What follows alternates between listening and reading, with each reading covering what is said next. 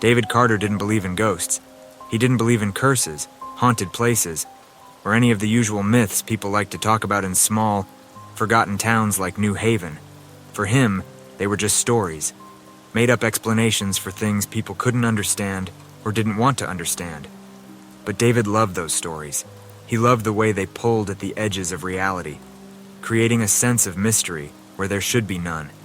As a filmmaker, he made it his mission to explore those forgotten tales, turning them into documentaries for his modest but loyal YouTube following. It had started as a hobby, something to do with his friends Liam, Sarah, and Ben on weekends. They'd head out to old abandoned houses, factories, and tunnels, filming whatever eerie remnants they could find. Most of the time, it was nothing more than peeling wallpaper, rusted machinery, and the occasional weird noise that could be explained away as a raccoon in the walls or a gust of wind. But it didn't matter. The allure was in the chase, the possibility that maybe, just maybe, there was something out there that couldn't be explained. That's how they ended up standing outside the abandoned St. Andrew's Church. St. Andrew's had once been the heart of New Haven's tight-knit community, its towering bell tower visible from miles away. Now, it was a hollow shell. The windows had been boarded up, the doors padlocked, and the grounds overgrown with weeds. The church had been left to rot after a scandal over 20 years ago, the strange disappearance of a young altar server named Maria, the church's final midnight mass, and a host of rumors about what had really happened that night. No one knew for sure, but the whispers never stopped. "Dude, this place gives me the creeps," Ben muttered, shifting his camera bag to his other shoulder. He glanced at the boarded-up windows, as if half expecting something, or someone, to be staring back at him. "I don't know if this one's a good idea." David smirked, adjusting the focus on his handheld camera. "Come on, Ben. You've been scared of every place we've filmed at. Besides, think of the views. The church that ate a girl, or something dramatic like that. People will eat it up." Sarah, ever the pragmatist, rolled her eyes. "Let's just get inside before we start writing clickbait titles." She held up a crowbar. "I don't think the priest left us a key." Liam, the tech guy of the group, fiddled with his drone, preparing it for aerial shots. "This place does have a history, though. Maria disappeared during Mass, right? Just vanished. No trace. They never found her body." David nodded, scanning the building through the lens of his camera. "Yeah, no body, no clues. It's like she was erased. Some people said she ran away, but you know how people talk. The police couldn't figure it out. The church closed not long after. There were rumors, though. Dark stuff. Maybe not exactly ghosts, but something." Liam raised an eyebrow. "Dark stuff, huh? You're starting to sound like Ben." Ben huffed. "Hey, just because I don't want to get murdered by some psycho ghost girl doesn't mean I'm paranoid." The group chuckled, the tension easing for a moment. But there was something in the air, something none of them could shake. The church felt wrong. The weight of 2 decades of silence hung over the building, a quiet that seemed to press in on them the closer they got. Sarah jammed the crowbar into the church's front door, and with a groan, the wood gave way, splinters snapping off as the door swung open with an eerie creak. Inside, dust hung in the air like fog. Rows of pews stretched out before them, shrouded in shadows. The altar at the far end of the room was barely visible, the crucifix hanging above it twisted and rusted from years of neglect. David stepped in first, his footsteps echoing loudly in the otherwise silent space. He panned his camera around, capturing the decrepit beauty of the place. The stained glass windows, once vibrant scenes of saints and angels, were cracked, the images distorted like the memories of the people who had once worshipped here. "Wow," Liam said softly, following behind with his drone. "Creepy doesn't even begin to cover it." Sarah ran her fingers along one of the pews, leaving a clean streak in the thick layer of dust. "No one's been in here for a long time," she said, her voice low. "Not since Maria." They set up their equipment in the main hall, cameras on tripods, microphones positioned to catch any ambient sounds. Liam sent his drone up to get a bird's-eye view of the interior while Ben scouted the perimeter. It felt routine, like any of the other abandoned places they'd filmed. But St. Andrew's had a history the others didn't, a history they were only beginning to scratch the surface of. Hours passed as they filmed, documenting every nook and cranny of the decaying church. But it wasn't until Liam found the basement door, hidden beneath a layer of debris in the back room, that things really started to get interesting. "Hey, guys, check this out," Liam called, his voice echoing through the empty halls. David and Sarah joined him, staring down at the door. The wood was old and warped, but carved into it were strange symbols, barely visible beneath the dust. David knelt down, tracing one with his finger. It didn't look familiar. "What the hell is this?" Liam shrugged. "No idea, but it's locked." Ben appeared from behind a column, eyes wide. "That's probably a sign we shouldn't go down there." David gave him a look. "Since when do we listen to signs?" With a grunt, Liam yanked the door open. A rush of cold air greeted them, sending a shiver down David's spine. He aimed his camera at the dark stairwell that led down into the unknown. The drone's lights barely penetrated the blackness below. "Who wants to go first?" Liam asked, grinning. No one volunteered. David sighed, pulling out his flashlight. "All right, let's see what's down there." They descended the stairs, one by one, the creaking wood beneath their feet, the only sound in the oppressive silence. At the bottom, the basement stretched out before them, a vast empty space filled with more dust and decay. But it was in the far corner, buried beneath years of forgotten junk, that Liam found it, the VHS tape. "What the—" He held it up, the tape grimy and cracked, but intact. "This wasn't supposed to be here," he said quietly. David felt a strange pull in his chest, a sensation he couldn't quite place. It was just a tape, right? Probably old church footage or something. But the way Liam looked at it, the way his fingers trembled slightly as he held it, made David pause. "What do you think is on it?" Sarah asked, her voice barely above a whisper. Liam shook his head. "Only one way to find out." They left the church, the cold evening air a stark contrast to the oppressive weight inside. Back at their makeshift studio, they gathered around an old TV set as Liam popped the VHS into the player. The screen flickered to life, static buzzing faintly. Then, the image appeared, a grainy shot of the church's interior. Empty pews, a shadowy figure in the distance. The camera wobbled, as if held by someone unsteady. Then, a girl in a white altar server's dress came into view, running down the aisle, her movements frantic, desperate. She glanced over her shoulder, eyes wide with terror.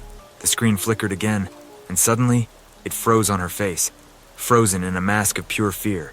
Then, nothing. The room was silent, save for the faint hum of the VHS player as the tape finished. The frozen image of the altar server girl lingered on the screen, her terrified expression staring back at them. No one spoke. It wasn't just the image that left the group in uneasy silence. It was the feeling that hung in the air, the same feeling they'd had inside St. Andrews.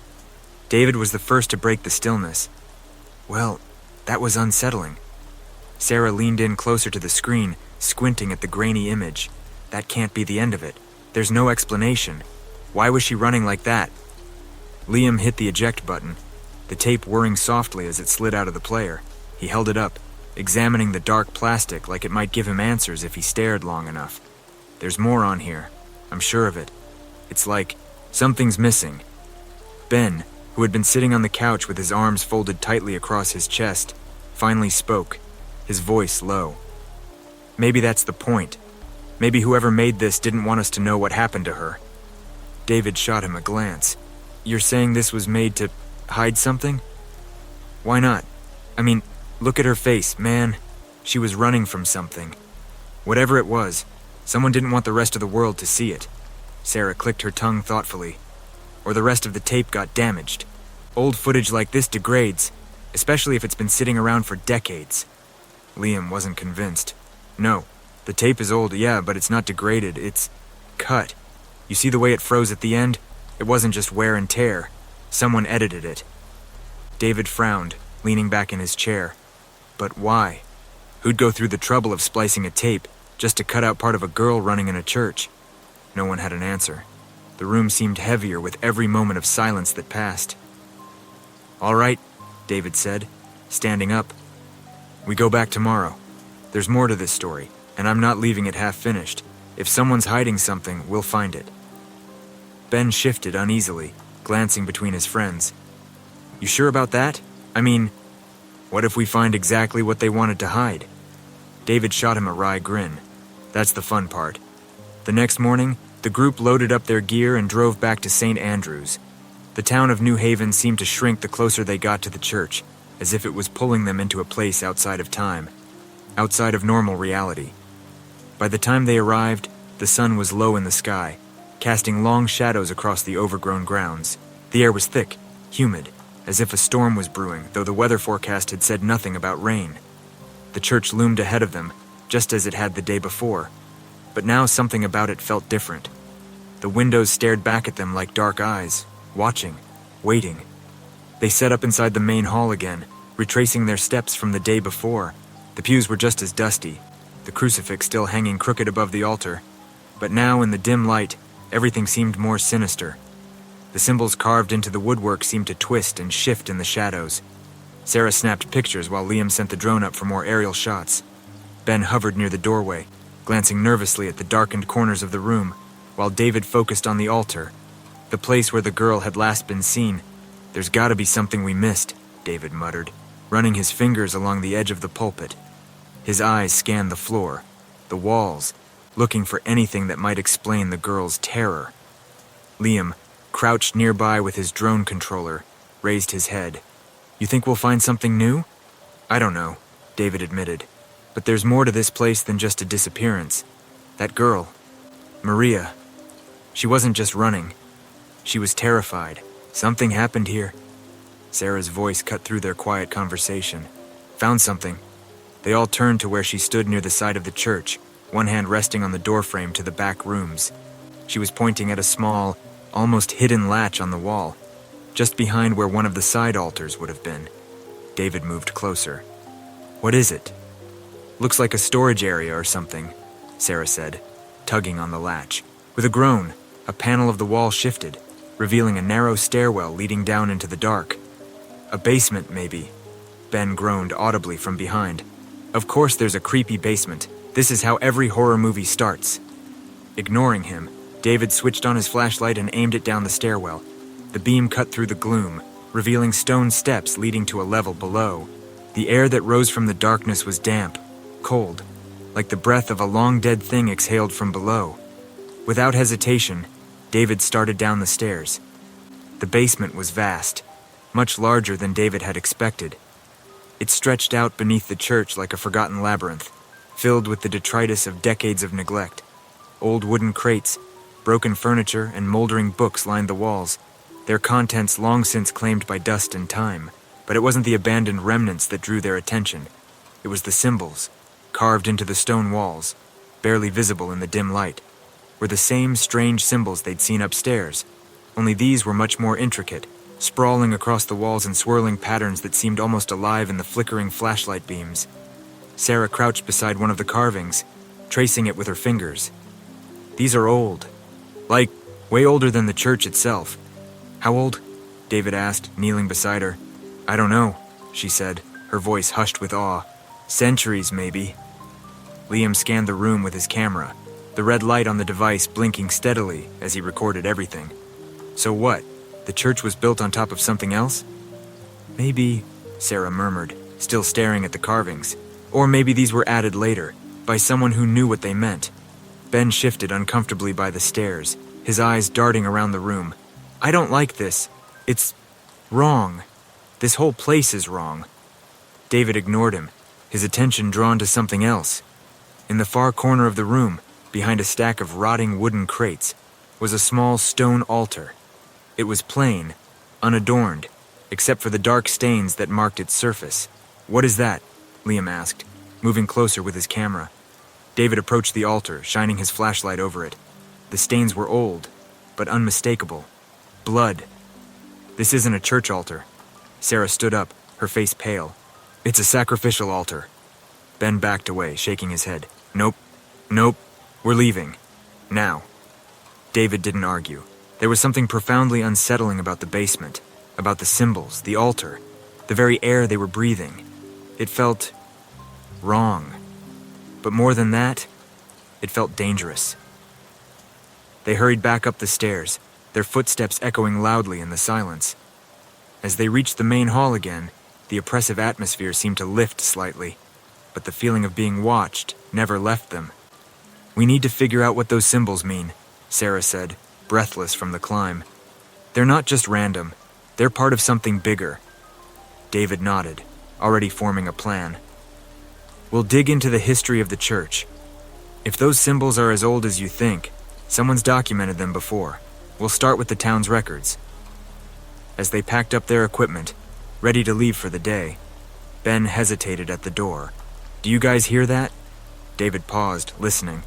At first, there was nothing but the sound of the wind rustling through the trees outside, but then, faintly, a noise drifted through the church, a low, deep ringing. The bells. David glanced at his watch. It was barely noon. The bells shouldn't have been ringing. They hadn't rung in years, not since the church had been abandoned. The group stood frozen in the doorway, staring back at the bell tower as the deep, resonant chime echoed through the empty halls. Without another word, they left. The next day, they reconvened at the town's library. The New Haven Historical Archives were a treasure trove of old documents, dating back to the 18th century when the town had first been settled. If there were answers to be found about the church, they would be in these dusty old books and papers. Sarah and Liam pored over the archives, their eyes scanning yellowed pages and faded photographs, while David focused on the old blueprints of the church. "Look at this," Sarah said, pointing to a section of an old town registry. "There's mention of an earlier structure where St. Andrew's stands now. It was a meeting hall, built in the early 1800s, but it burned down in 1821. The church was built over the ruins. That explains the age of the symbols," David said, leaning over her shoulder. "But what about the altar?" Sarah flipped through more pages, her eyes widening slightly as she stopped on an old journal entry. "Here. There was a cult in the area back in the 1800s. They were small, mostly operating in secret. No one knew much about them, except for one thing. They performed sacrifices. Blood sacrifices." "Human sacrifices?" Liam asked, his voice low. Sarah nodded, her face pale. "That altar in the basement, it's real. They used it." David sat back, rubbing his temples as the pieces began to fit together. "So, the church was built on top of a place where people were sacrificed, and then, decades later, a girl disappears during Mass. You think it's connected?" "I think it's more than connected," Sarah said quietly. "I think whatever was happening in the 1800s never stopped. It's just been waiting." David leaned forward, his eyes dark with determination. "We need to go back." They returned to the church later that evening, the sun setting low on the horizon, casting long shadows over the ground. The bell tower loomed above them, silent now, but still foreboding. Inside, the air was thick with the weight of history, of secrets buried beneath layers of dust and time. David led the group down the narrow stairwell to the basement once more, his flashlight cutting through the dark as they descended. The symbols on the walls seemed to glow in the dim light, their patterns swirling and twisting in ways that made David's stomach turn. He couldn't explain it, but there was something wrong about them, something alive.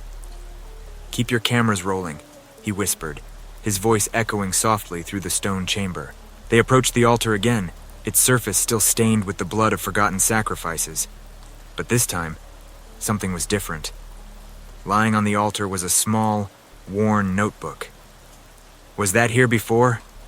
Liam asked, his voice trembling. David shook his head. "No, someone left it." Sarah reached for the notebook, her hands trembling as she flipped open the cover. The pages were yellowed with age, the ink faded, but still legible. "It's a journal," she whispered. "Maria's journal." David felt a chill crawl up his spine as Sarah began to read aloud. "I hear them, even when no one else does. The bells. They never stop ringing. And the shadows. They're always watching." The group stood frozen in place, the weight of Maria's words sinking in. Sarah's voice trembled as she continued reading Maria's journal aloud. The words were cryptic, fragmented, as if written in haste by someone terrified for their life. "They said I was chosen. I don't know why. They said it has to happen, that the old ways must be honored. I don't want to be here anymore. I hear them at night, in the walls and the floor. The bells ring, but not like they used to. The sound is wrong. It's not for us anymore. They're calling something else. Something from below. David stood frozen, the weight of Maria's words sinking into him like cold water. The old, damp walls of the basement seemed to close in around them as Sarah read on. Every sentence carried the unmistakable smell of fear, of desperation. They were reading the final words of a girl who knew she wouldn't survive. It's not just the priest. There are others. They come to the church at night. They make offerings. They do things in the dark. They said I was next, that I have to give myself to it. But I can't. I can't. I can hear it now below the floorboards, crawling, waiting, watching. Liam stood behind Sarah, his camera still recording, but his face was ashen. Ben, standing near the stairwell, shifted uncomfortably, casting nervous glances toward the door as if expecting something to emerge from the shadows at any moment. David cleared his throat, trying to shake the creeping dread that had settled deep into his bones. Is there anything else? Sarah flipped through the last few pages, her fingers trembling. Just unfinished sentences. Her handwriting gets worse. I think she was trying to run, trying to escape, but she never finished. The silence that followed her words was thick, suffocating. Each of them felt it, the weight of the truth they were uncovering. Maria hadn't just disappeared. She'd been taken, claimed by something ancient and malevolent that had been waiting beneath the church for generations. David stepped closer to the altar, his flashlight sweeping over its stained surface. We need to leave, he muttered, but even as he said it, he knew it was already too late. They had gone too far, opened too many doors. Whatever had taken Maria wasn't just a memory, it was still here. Suddenly, the drone Liam had been using buzzed to life, its camera feed flickering on the small screen in his hand. What the hell? Liam muttered, staring at the controls. I didn't start it. The drone hovered in the air for a moment, its lights blinking erratically, before it sped off, straight into the dark corner of the basement where the shadows seemed to thicken. The feed cut out with a loud crack, and the drone dropped to the floor, its blades still spinning uselessly. What the fuck is going on? Ben hissed, backing away from the altar. David's gaze followed the path of the drone.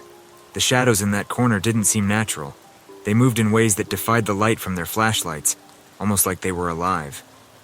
There was a low hum in the air now, barely audible, but deep enough to vibrate in their bones. We need to go, Sarah whispered, clutching Maria's journal to her chest as if it might offer some protection. Now. They scrambled for the stairs, moving as quickly as the narrow passage would allow. But as they reached the main hall of the church, they froze. The heavy wooden doors at the entrance had slammed shut, the sound echoing like a gunshot through the silent building. Ben rushed to the doors, tugging at the handles, but they wouldn't budge. It's locked. How is it locked? We didn't even touch it. Panic crept into his voice, and David felt the same fear clawing at his chest. This was all wrong. The air felt thick, oppressive, like the church itself was breathing, watching. The temperature had dropped significantly, and with every passing second, it became harder to think, harder to breathe. Suddenly, the deep, resonant sound of the church's bells rang out again, louder this time, closer. The noise wasn't coming from the tower above them, it was coming from below, from the basement. David's heart pounded in his chest, his mind racing. The bells weren't supposed to be ringing, not like this. The sound was wrong, distorted, as if the metal itself was being bent by something unseen, something inhuman. Liam, still clutching his camera, turned to David, his voice shaking. What do we do? David didn't have an answer. His eyes darted around the room, looking for any possible exit, but the windows were boarded up, the doors sealed. It was as if the church had come alive, trapping them inside. A sudden creaking sound drew their attention back to the altar. The crucifix that had hung crookedly on the wall was now moving, swaying back and forth as if it had been disturbed by an invisible hand. Then, slowly, impossibly, it began to turn upside down. Oh my God, Sarah whispered, stepping back, her face pale. The temperature plummeted even further, and the walls seemed to groan, shifting slightly under the weight of something unseen. The air was thick with the smell of decay. of something ancient and rotting just beneath the surface. David felt the ground tremble beneath his feet, a deep, rumbling vibration that seemed to come from below. And then, the voice came, low, guttural, and ancient. It reverberated through the church, filling every corner of the room with a sound that wasn't entirely human. "You are not welcome here." The voice wasn't loud, but it cut through the air like a blade, chilling them to the bone. It seemed to come from all directions at once, as if the very walls were speaking. Liam's camera dropped from his hands, hitting the floor with a dull thud. Who said that?" he stammered, his eyes wide with terror. No one answered. They all knew deep down that no living person had spoken those words. The bells rang again, louder this time, more insistent, and with each ring, the ground beneath them shook harder, as if something was clawing its way up from the depths, something that had been waiting, buried, for centuries. "We have to get out of here," Ben shouted, his voice cracking with fear. David ran toward the side door, the one they had used to enter the church the first time. He slammed his shoulder against it, hoping it would give way, but it didn't budge. He cursed under his breath, panic rising in his chest. Suddenly, the floor beneath the altar cracked, a jagged fissure spreading across the stone like a wound. From the crack, a thick, black mist began to rise, swirling and coiling like smoke, but it moved with purpose, with intent. Sarah gasped, stepping back from the altar as the mist began to take shape, forming into something almost human, but not. Its eyes, if they could be called that, were dark pits, empty and hungry, and its body seemed to shift and writhe as if it were made of shadows. What is that?" Liam whispered, his voice barely audible. David didn't answer. He couldn't. His mind was reeling, trying to make sense of what he was seeing, but there was no explanation, no logic. This thing, whatever it was, defied all reason, all understanding. The figure moved closer to them, its form shifting and bending in unnatural ways. And then, without warning, it lunged. Sarah screamed as the figure enveloped her, the black mist swallowing her whole. David reached for her, but his hand passed through the mist, as if it wasn't even there. For a moment, Sarah's eyes met his, wide with terror, and then she was gone. Just gone. "No!" David shouted, his voice hoarse with panic. He turned to Liam and Ben, both of whom were frozen in place, staring at the spot where Sarah had just been. "We have to move," David yelled, grabbing Liam by the arm and pulling him toward the side of the room. "Now!" But it was too late. The figure was moving again, faster this time, and the mist seemed to spread, filling the room with darkness. David could feel it closing in, suffocating him, pulling at his very soul. Ben was the next to go. One moment he was standing there, staring at the figure with wide, terrified eyes, and the next he was gone, consumed by the mist. Liam's breath came in short, panicked gasps as he backed into the far corner of the room, his eyes darting around for any escape, but there was none. David felt the darkness closing in around him, felt the cold tendrils of mist wrapping around his legs, pulling him down into the depths of the church, into the abyss that waited below. The bells rang one last time, and then silence. When David opened his eyes, the church was empty. The mist was gone, the altar still cracked but now silent. His friends, Liam, Sarah, Ben, were nowhere to be found. The air was still, heavy with the weight of what had happened, but David was alone. He stood slowly, his body aching, his mind racing. How long had he been unconscious? Hours? Days? He couldn't tell. The doors to the church were open now, sunlight streaming in through the broken windows. But there was no relief in the light. It only illuminated the horror of what had happened, of what still lingered in the air. David stumbled toward the entrance, his mind numb, his body trembling. He didn't know how he had survived, didn't know why the thing had let him go. But he knew one thing for certain. Whatever had taken Maria, whatever had taken his friends, wasn't done yet. It was still here, still waiting, and it wasn't finished with him. Not yet.